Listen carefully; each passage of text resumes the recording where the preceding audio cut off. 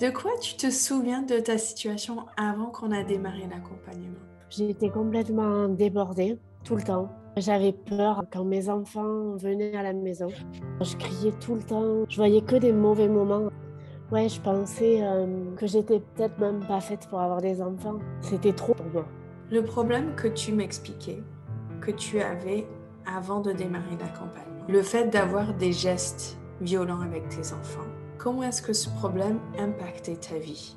C'est pas tous les jours quelque chose, hein, mais j'étais dans la crainte en fait. J'avais peur du coup de les retrouver parce que j'avais peur qu'il se passe quelque chose et que je puisse leur faire mal. Mais c'est allé loin quoi, c'est-à-dire que à un moment donné, j'ai même pensé, voilà, je suis pas capable, il faut que je laisse la garde de mes enfants. Donc j'y pensais tout le temps, je pensais que j'étais vraiment nulle. Des fois, je pouvais même me comparer à une maman qui maltraite ses enfants. Après, j'ai compris que c'était pas du tout ça. Ça avait rien à voir. Mais tout ça parce que je tirais le bras, tu vois, un peu fort, ou que je prenais, que j'asseyais un peu brutalement. Je me disais, bah voilà, tu maltraites tes enfants, faut que tu laisses la garde.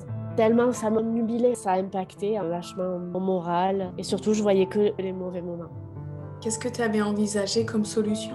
La seule solution, c'était de ne plus être avec mes enfants. Je voyais pas comment me sortir de ça. Qu'est-ce qui t'a donné envie de travailler avec moi? J'ai fait un autre coaching, j'écoutais des vidéos, mais ça marchait pas. Quand je t'ai vu, j'ai du mal à le passer par la tête, quoi. C'est un truc qui vient du cœur. Que j'ai vu, en fait, l'énergie que tu dégageais. Il y avait un truc tellement sincère. Ça s'est senti aussi que toi aussi, tu avais galéré avec tes enfants. Et que tu galérais même des fois encore. Tu osais dire, là, j'ai vrillé, quoi. Je me suis dit, ah ouais, mais alors, Emilia aussi, quoi. Elle aussi, c'est arrivé. Et elle s'en est sortie. Là, j'ai senti qu'on était ensemble. L'avancée des mamans et leurs questionnements, ça pouvait te nourrir en fait, toi aussi. J'ai eu confiance en fait tout de suite. À ton avis, qu'est-ce que tu aurais fait si tu ne t'étais pas engagée avec moi? J'aurais réessayé, j'aurais continué à lire des bouquins, mais je crois que je me serais vraiment convaincue que ce serait comme ça toujours en fait. Là, j'avais plus d'idées. L'écart entre l'idéal que j'ai dans la tête et qui se passait était tellement grand que j'aurais été vachement malheureuse. Est-ce que tu as eu peur de quelque chose avant de démarrer l'accompagnement? C'est la peur que j'y arrive pas. Que ce soit quelque chose qui est tellement ancré en moi que même avec toi, j'arrive pas à dépasser ça. Comment sont passées les premières semaines, les premières séances? De suite, ça m'a beaucoup parlé, ce que tu me disais. J'ai compris les choses très très vite et dès le début, j'ai réussi à mettre des choses en place. Je me suis lancée, j'avais beaucoup d'énergie au départ. J'étais très confiante tout de suite, j'avais pas de doute. Je comprenais très bien ce que tu disais, tu étais extrêmement claire. La justesse de tes propos, c'était juste précis et synthétique pour aller toucher pile ce qui était bon, quoi. Et ça m'a tout de suite mise en confiance. Et je me suis dit, je vais y arriver du coup. À quelle difficulté est-ce que tu as été confrontée du coup pendant l'accompagnement? Le fait que j'ai pas forcément mes enfants toutes les semaines, je pouvais pas forcément mettre à profit toutes les clés que tu me donnais. Je pouvais pas forcément les mettre en action de suite. Et la semaine suivante, on passait à une autre situation et des fois, j'oubliais un peu. Comment est-ce que tu l'as surmonté? On a travaillé sur nous, en fait, finalement. Et pas que sur nos enfants. Et ce qui était aussi vachement important, et dans ma tête, c'est là où je me suis dit, ouais, mais en fait, il faudrait que je fasse un coaching que pour ma vie à moi. Pas moi et mes enfants, pas moi la maman, moi la femme que j'ai envie d'être. Parce que je sens que justement, toutes ces connaissances-là que j'ai du mal à appliquer, c'est quand moi la femme, j'arrive pas à prendre soin de moi. Je suis plus qu'une maman, justement. Et des fois, une maman qui sature, quoi. Et quand elle sature, j'ai plus d'identité à côté de ça, quoi. En profitant de ces temps-là pour me poser des questions quand j'avais moins les enfants de comment moi faire quand j'étais seule. Il faut apprendre à être une maman quand t'as pas tes enfants aussi. Qu'est-ce qui a changé aujourd'hui dans ta vie? Déjà, j'ai plus peur quand mes enfants reviennent. Je suis heureuse de les retrouver. Je me sens plus transparente. J'arrive beaucoup plus à poser mon cadre, à le faire respecter. Je doute vachement moins de moi. J'ai repris quand même ma place de maman qui fait des trucs bien pour ses enfants. J'ai repris de la confiance, de me dire je suis capable. Quel impact est-ce que ces changements ont sur ton quotidien?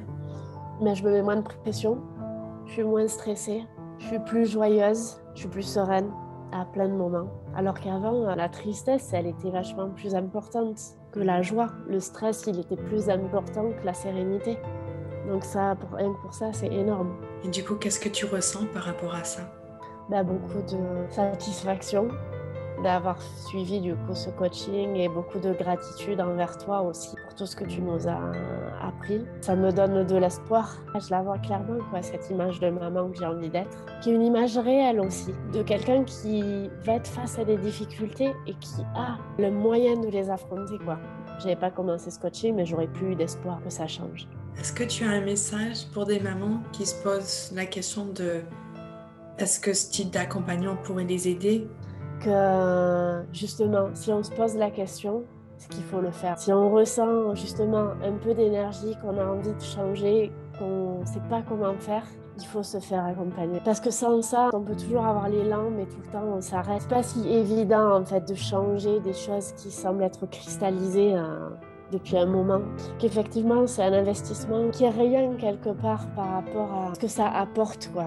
C'est de la même manière comme si on te disait, ben voilà, la santé, ça a quel prix? Ben là, c'est pareil, la relation de tes enfants, ça a quel prix? Ça n'a pas de prix. L'investissement pour toute la vie.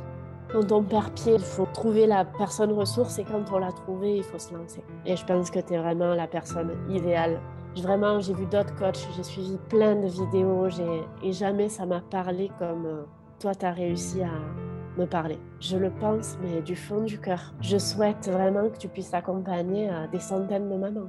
Parce que ça se voit que c'est tellement ta mission de vie, quoi. Ça se voit que tu irradies, que tu es tellement à ta juste place. C'est pas justement qu'une question de surfer sur la vague, en fait, de l'éducation positive. D'ailleurs, tu casses vachement les codes. C'est plus humain, c'est plus vrai, je trouve.